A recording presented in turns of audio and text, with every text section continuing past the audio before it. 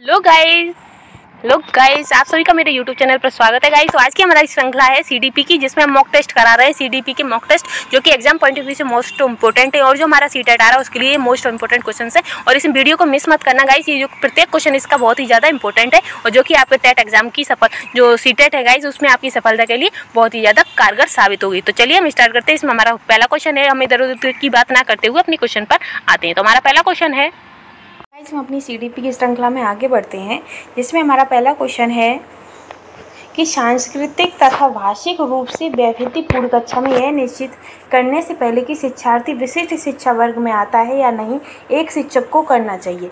तो क्या करना चाहिए एक शिक्षक को कि पारंगत मनोवैज्ञानिकों का प्रयोग करना चाहिए, या अक्षमता स्थापित करने से पहले शिक्षार्थी की मातृभाषा का मूल्यांकन करना चाहिए, या फिर वातावरणीय कारकों को अप्रभावी बनाने के लिए बच्चे को अलग कर देना चाहिए, या फिर माता पिता को इनसे सम्मिलित नहीं करना चाहिए क्योंकि उनके पास अपना कार्य होता है। तो एक सांस्कृतिक तथा भाषिक रूप से वैविध्यपूर्ण कक्षा में यह निश्चित करने से पहले एक शिक्षार्थी को विशिष्ट शिक्षा वर्ग में आता है या नहीं आता है, तो एक शिक्षक को क्या करना चाहिए, तो एक शिक्षक को देखना चाहिए कि अक्षमता स्थापित करने से पहले शिक्षार्थियों की मातृभाषा का मूल्यांकन करना चाहिए। यानी कि जो उनकी बोलचाल की जो भाषा होती है, उनकी जो मातृभाषा होती है, वो किस टाइप की है, वो कैसी है, उससे हम क्या काफ़ी हद तक बच्चों का पता कर लेते हैं कि जो बच्चा है वो विशिष्ट वर्ग में आएगा या नहीं आएगा। ठीक है, तो इसका आंसर क्या हो जाएगा, इसका आंसर हो जाएगा दूसरा। नेक्स्ट क्वेश्चन है, नेक्स्ट है कि निम्नलिखित में से डैश के अतिरिक्त सभी के कारण अधिगम अक्षमताएं उत्पन्न हो सकती हैं। तो इनमें से कौन सा है जिसके कारण अक्षमताएं उत्पन्न नहीं होती हैं, तो मंद बुद्धिता है, या जन्म से पहले मां द्वारा मदिरा का सेवन करना है, या शैशव काल में के समय दिमागी बुखार का आना है, या शिक्षक की शिक्षण शैली है। तो इनमें से वह कौन सा है जिसके कारण अक्षमता उत्पन्न वो नहीं हो सकती। जो अक्षमता होती है वो अतिरिक्त के सभी क्या कहते हैं, बाकी की जो है उन सभी से तो अक्षमता उत्पन्न हो सकती है, लेकिन एक कोई ऐसा है जिसके कारण अक्षमता उत्पन्न नहीं होती है। तो कौन सा है, तो वो है शिक्षक की शिक्षण शैली, क्योंकि शिक्षक की शिक्षण शैली से अक्षमता उत्पन्न नहीं होती है। तो इसका आंसर क्या हो जाएगा, इसका आंसर हो जाएगा चौथा। नेक्स्ट क्वेश्चन है, नेक्स्ट है कि एक समावेशी विद्यालय डैश की अतिरिक्त निम्नलिखित प्रश्नों पर मनन करता है। तो इनमें से वह कौन सा है जिसे छोड़कर बाकी सभी पर एक शिक्षक क्या कहते हैं समावेशी विद्यालय मनन करता है। तो क्या हम विशेष बालक को बेहतर देखभाल उपलब्ध कराने के लिए उचित तरीके से उन्हें अलग करते हैं, या क्या हम उन्हें अधिगम योग्य परिवेश की योजना बनाने और उसे प्रदान करने के लिए समूह में कार्य करते हैं, क्या हम शिक्षार्थियों की विविध आवश्यकताओं को पूरा करने के लिए युक्तियाँ अपनाते हैं, क्या हम यह विश्वास करते हैं कि सभी शिक्षार्थी सीख सकते हैं। तो सभी शिक्षार्थी सीख सकते हैं, तो ये सही है। नई नई युक्तियाँ बनाते हैं, तो ये भी सही है। समूह में कार्य करते हैं, तो ये भी सही है।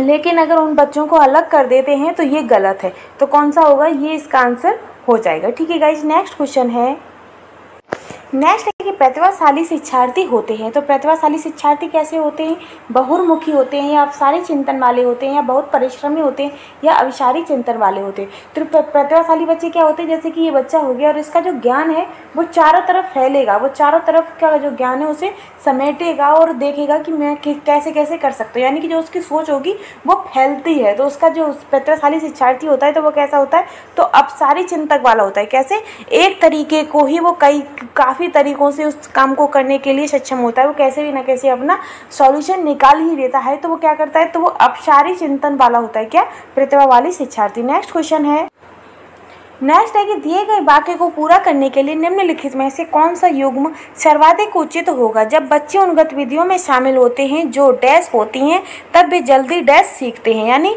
सांस्कृतिक रूप से निष्पक्षीय होती हैं और स्मरण उच्च प्रेरणा, उच्च सृजनात्मकता, उच्च बौद्धिकता करते हैं, या फिर वे केवल उनके कक्षा कक्ष से संबंधित होती हैं और प्रत्यास्मरण होती हैं, या फिर वास्तविक जीवन में उपयोगी हों तो शामिल होते हैं, जो वास्तविक जीवन में उपयोगी होती हैं।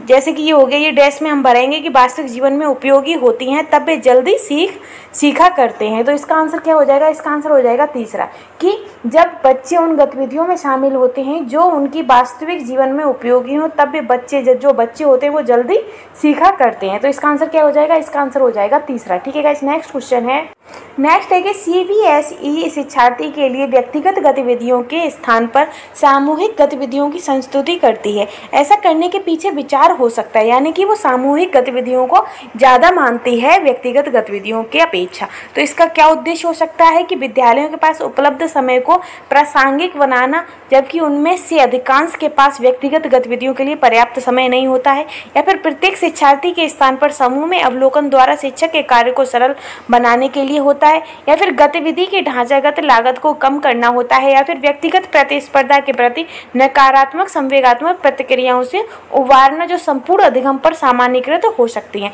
तो इसके पीछे विचार क्या होता है? इसके पीछे विचार होता है कि जो व्यक्तिगत प्रतिस्पर्धाएं होती हैं उनके प्रति नकारात्मक संवेगात्मक प्रतिक्रियाएं होती हैं, उनसे उबारना जो संपूर्ण अधिगम पर सामान्यीकृत हो सकती है। तो इसका आंसर क्या हो जाएगा? इसका आंसर हो जाएगा चौथा। नेक्स्ट क्वेश्चन है कि बच्चे फिल्मों में दिखाए गए हिंसात्मक व्यवहार को सीख सकते हैं। तो यह निष्कर्ष निम्नलिखित में से किस मनोवैज्ञानिक द्वारा किए गए कार्य पर आधारित हो सकता है? यानी कि जो व्यवहार का हम जो अनुकरण करते हैं वो वाले जो सिद्धांत है ये किसने दिया था गाइस? तो ये अल्बर्ट बंडूरा ने दिया था, या जेबी वाटसन ने, या जीन पियाजे ने, या थॉर्नडाइक ने। तो ये कहा था अल्बर्ट बंडूरा ने कि जो बच्चे फिल्मों में दिखाए गए हिंसात्मक व्यवहार होते हैं उन्हें सीख सकते हैं। तो ये किसने कहा था? तो ये अल्बर्ट बंडूरा ने कहा था। नेक्स्ट क्वेश्चन है कि शिक्षार्थी फैशन शो को देखकर मॉडल्स का अनुकरण करने की कोशिश करते हैं। इस प्रकार के अनुकरण को कहा जाता है। तो वो जो वो फैशन शो देखते हैं टीवी पर, तो वो उनका अनुकरण करने लगते हैं और ऐसा ही कुछ उनका अनुकरण और उनकी नकल करते हैं। तो उसे क्या कहते हैं? तो उस अनुकरण को क्या कहेंगे? सामाजिक अधिगम कहेंगे, या फिर गौण अनुकरण कहेंगे, या सामान्यीकरण, या प्राथमिक अनुकरण।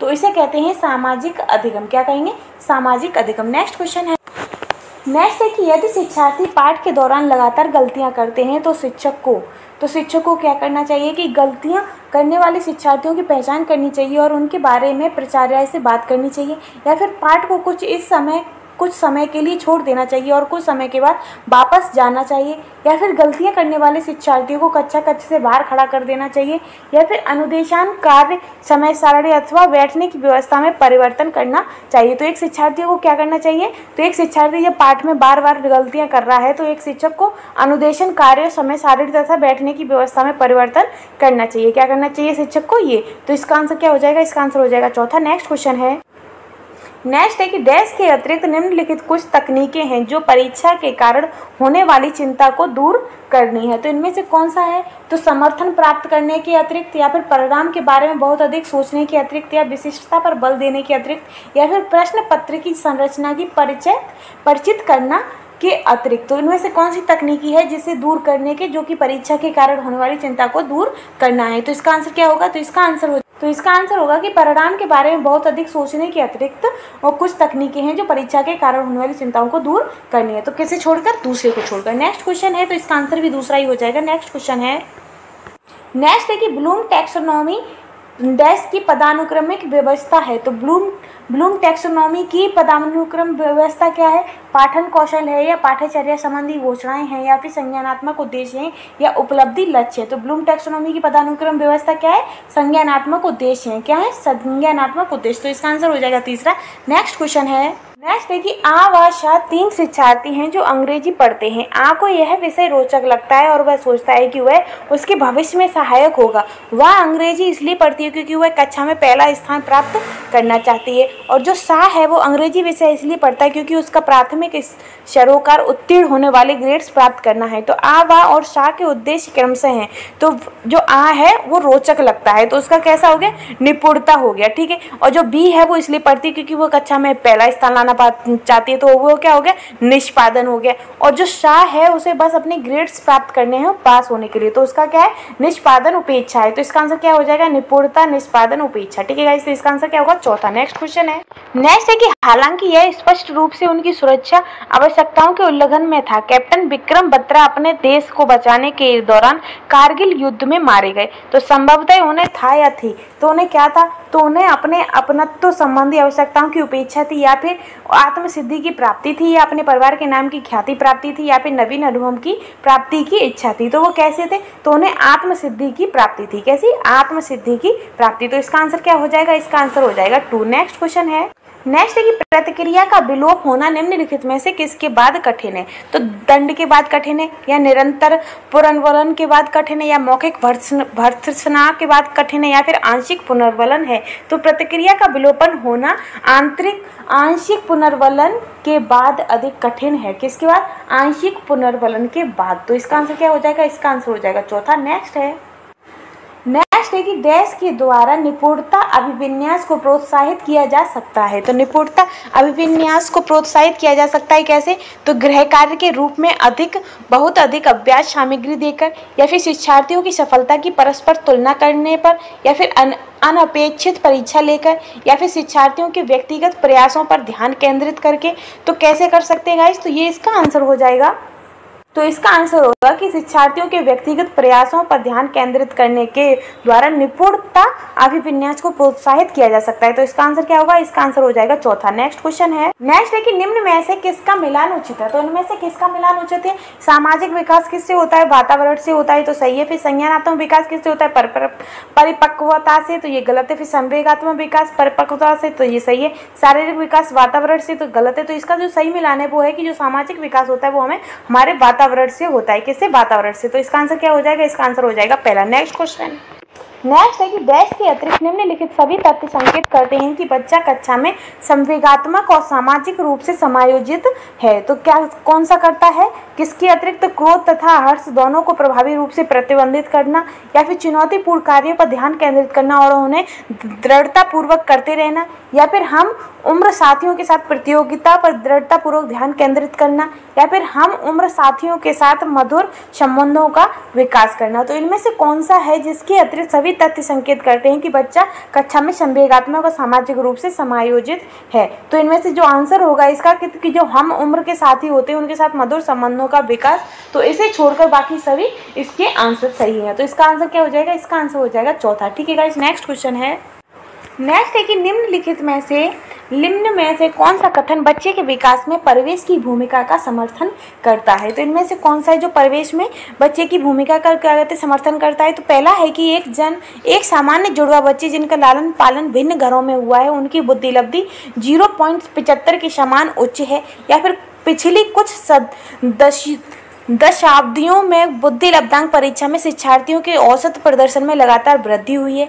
यह शारीरिक रूप से स्वस्थ बच्चे अक्सर नैतिक रूप से अच्छे पाए जाते हैं, या फिर कुछ शिक्षार्थी सूचनाओं का जल्दी प्रक्रमण करते हैं जबकि उसी कक्षा के अन्य विद्यार्थी ऐसा नहीं कर पाते हैं। तो इनमें से वह कौन सा कथन है जो बच्चे के विकास में परिवेश की भूमिका का समर्थन करता है? तो वो इसका आंसर हो जाएगा दूसरा। कौन सा होगा इसका आंसर? दूसरा। ठीक है गाइस, नेक्स्ट क्वेश्चन है, नेक्स्ट है कि समाजीकरण में सम्मिलित है सांस्कृतिक संचरण और।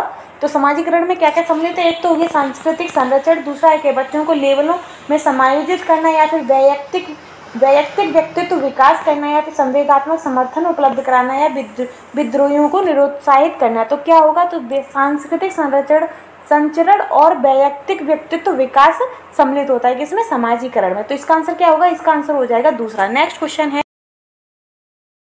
स्थित कर लेते हैं या फिर अन्य शिक्षार्थियों के लिए अच्छे मॉडल बन सकते हैं। तो एक प्रतिभाशाली शिक्षार्थी को ऐसे सहयोग की आवश्यकता होती है जो सामान्यतः विद्यालय द्वारा उपलब्ध न कराए जाएं। तो इसका आंसर क्या हो जाएगा? पहला। नेक्स्ट क्वेश्चन है, नेक्स्ट है कि केक डैश के कारण प्रतिभाशालिता होती है। तो डैश के कारण प्रतिभाशालिता होती है किसकी? आनुवांशिक रचना के कारण, या मनोसामाजिक कारकों के द्वारा, या फिर वातावरणीय अभिप्रेरणा के द्वारा, या एक पहले का और तीसरे का संयोजन के द्वारा, यानी कि पहला और तीसरे के संयोजन के द्वारा। तो हमारा आंसर हो जाएगा चौथा सही है, क्योंकि जो एक प्रतिभाशालिता होती है वो आनुवांशिक और पर्यावरण दोनों के मेल से होती है। तो इसका आंसर क्या हो जाएगा? चौथा। नेक्स्ट है, नेक्स्ट है कि बच्चों में सीखने और सुनने के लिए अधिगम योग्य वातावरण के लिए निम्नलिखित में से कौन उपयुक्त है? तो इनमें से कौन उपयुक्त होगा? तो एक लंबे समय के लिए निष्क्रिय रूप से सुनना, या शिक्षार्थियों को कुछ यह छूट देना कि क्या सीखना है और क्या सीखना है और कैसे सीखना है, या फिर निरंतर गृह कार्य देना, या सीखने वाले द्वारा व्यक्तिगत कार्य करना। तो इनमें से क्या होगा? जो बच्चों में सीखने और सुनने के लिए अधिगम योग्य वातावरण के लिए निम्नलिखित में से कौन उपयुक्त है? तो वो होगा कि शिक्षार्थियों को कुछ यह छूट देना कि क्या सीखना है और कैसे सीखना है। तो इसका आंसर क्या हो जाएगा? इसका आंसर हो जाएगा दूसरा। नेक्स्ट है कि गतिक कौशलों में अधिगम निर्योग्यता कहलाती है, यानी गतक हिलने डुलने या चलने फिरने की जो अधिगम निर्योग्यता होती है तो वो क्या कहलाती है? तो डिस्प्रैक्सिया कहलाती है, या डिस्फेजिया, या डिसकैल्कुलिया, या डिसलेक्सिया। तो गतिक क्या कहलाएगी? तो गतिक कौशलों से संबंधित होता है डिस्प्रैक्सिया, जो कि गतिक कौशलों से अधिगम निर्योग्यता कहलाती है क्या? डिस्प्रैक्सिया। ठीक है गाइस, तो इसका आंसर क्या हो जाएगा? पहला। नेक्स्ट है, नेक्स्ट है कि अधिगम निर्योग्यता। तो अधिगम निर्योग्यता कैसी होती है? तो एक स्तर अवस्था होती है, या फिर समुचित निवेश के साथ सुधार योग्य नहीं होती है, या फिर एक चर अवस्था होती है, या जरूरी नहीं है यह कार्य पद्धति की हानि करे। तो अधिगम निर्योग्यता क्या होती है? तो अधिगम निर्योग्यता एक चर अवस्था होती है। कैसी? चर अवस्था। तो इसका आंसर क्या हो जाएगा? तीसरा। नेक्स्ट है डैश के अतिरिक्त निम्नलिखित समस्या समाधान की प्रक्रिया के चरण है, यानी कि किसे छोड़कर बाकी सब समस्या समाधान की प्रक्रिया के चरण है। तो पहला है समस्या की पहचान करना, परिणामों की आशा करना, समस्या को छोटे हिस्सों में बांटना, ये संभावित युक्तियों को खोजना। तो किसके अतिरिक्त? तो परिणामों की आशा करना के अतिरिक्त बाकी सभी समस्या समाधान की प्रक्रिया के चरण है। तो इसका आंसर क्या हो जाएगा? दूसरा। नेक्स्ट है कि एक शिक्षक को कैसा? तो शिक्षार्थियों द्वारा की गई त्रुटियों को एक भयंकर भूल के रूप में लेना चाहिए और प्रत्येक त्रुटि के लिए गंभीर टिप्पणी देनी चाहिए, या फिर एक विद्यार्थी को व्याख्यान पर अधिक ध्यान देना चाहिए और ज्ञान के लिए आधार उपलब्ध कराने चाहिए, या फिर एक विद्यार्थी को शिक्षार्थी कितनी बार गलती करने से बचता है इसे सफलता के माप के रूप में लेना चाहिए, या फिर एक शिक्षक को जब शिक्षार्थी विचारों को संप्रेषित करने की कोशिश कर रहे हों तो उन्हें ठीक नहीं करना चाहिए। तो इसमें से कौन सा आंसर होगा जो सही होगा? तो वो होगा कि एक शिक्षक को जब शिक्षार्थी विचारों को संप्रेषित करने की कोशिश कर रहे हो तो उन्हें ठीक नहीं करना चाहिए। तो ये हो।